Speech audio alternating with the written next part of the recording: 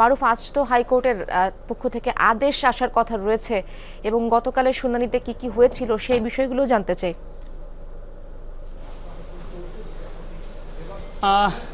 ইশরাত, আমরা দেখেছি যে গতকাল কিন্তু দীর্ঘ সময় শুনানি হয়। গতকাল যদিও আদেশ দেওয়ার কথা ছিল, তবে উভয় পক্ষের আইনজীবীরাই শুনানি করেন এবং শুনানিতে যে সকল বিষয়গুলো উঠে আসে তার মধ্যে যে রিটকারী আইনজীবীরা তারা বলেছেন যে যেই পদ্ধতিতে নির্বাচনী ট্রাইব্যুনাল মেয়র ঘোষণা করে ইশরাককে রায় দিয়েছেন সেই আইনি ব্যত্যয় ঘটেছে সেখানে, এবং এ কারণেই মূলত তারা রিটটি করেছেন এবং তারা সেই রিটের দাবি করা হয়েছিল ইশরাককে যেন শপথ পড়ানো না হয়, কারণ এখানে আইনি ব্যত্যয় হয়েছে, সাক্ষীদের ক্ষেত্রে অনিয়মের কথা কিন্তু তারা বলেছেন।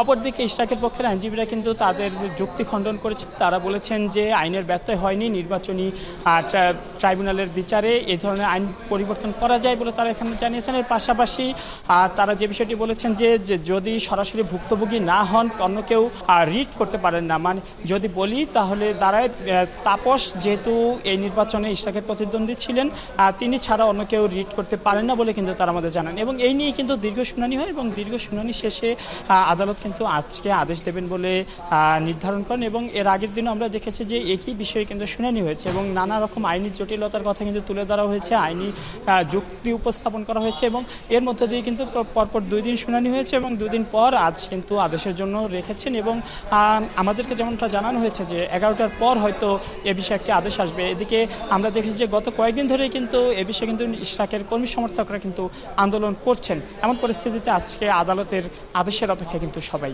ইশরাত, মাইনুল, অনেক ধন্যবাদ আপনাকে।